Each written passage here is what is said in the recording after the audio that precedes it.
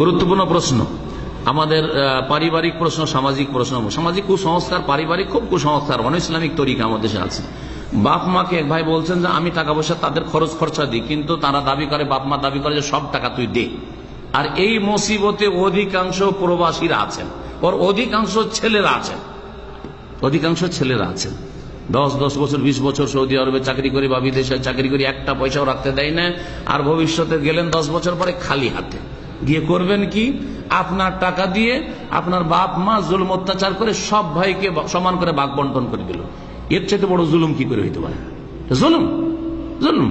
বড় ছেলে দিতে দিতে মরে গেল সারা জীবন, আর ছোট ভাইটা বিয়ে করে সাথে সাথে আলাদা হয়ে গেল, একটা ইনকাম পরিচয় সংসারে দিল না, বড় জুলুম অত্যাচার। সুতরাং এই ক্ষেত্রে আল্লাহকে ভয় করা উচিত। এইরকম বাপ মাদেরকে তাদের অজ্ঞতার কারণে করছে, অথবা তাদের কুপ্রবৃত্তির অনুসরণে করছে। হয় জানে তারপরে মানবে না, কুপ্রবৃত্তির অনুসরণ, মাসলা জানে, অথবা মাসলা জানে না, অজ্ঞতার কারণে এইরকম ছেলেদের উপর জুলুম অত্যাচার।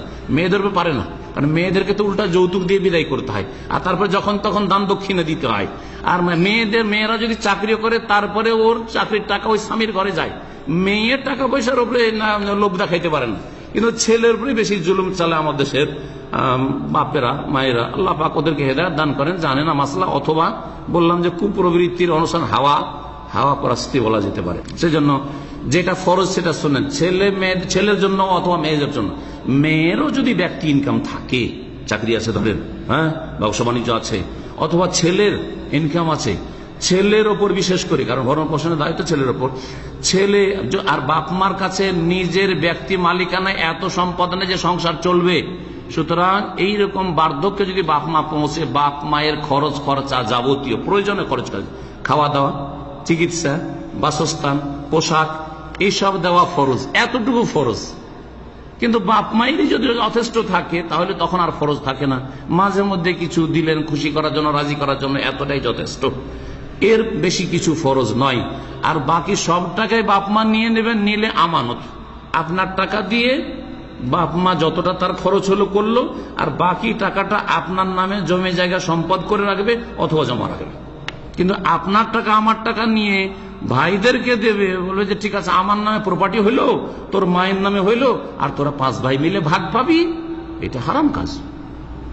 তাহলে ওদের কাছ থেকে, আমার কাছ থেকে 10 বছর ইনকাম নিলে ওই বাকি ভাইগুলোর কাছে 10 বছর ইনকাম নিতে হবে।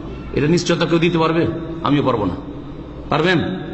যে আমি আমার বড় ছেলের কাছে 10 বছরের ইনকাম নিয়েছি, সেজন্য মেজো ছেলের কাছ থেকে, ছোট ছেলের কাছ থেকে 10 বছর ইনকাম নেব, তারপর জুদা হইতে দেবো, পৃথক হইতে দেবো? পারবেন? কেউ পারবেন না, এটা কেউ পারবেন না। যার ফলে পারিবারিক জুলুম করবেন না এরকম ছেলেদের ওপর, বরং ইনসাফ করার চেষ্টা করবেন। কিয়ামতে সবাইকে আসামি হইতে হবে। অপরাধ করলে আল্লাহর কাছে সবাই আল্লাহর গোলাম, বাপও আল্লাহর গোলাম আর ছেলেও আল্লাহর গোলাম।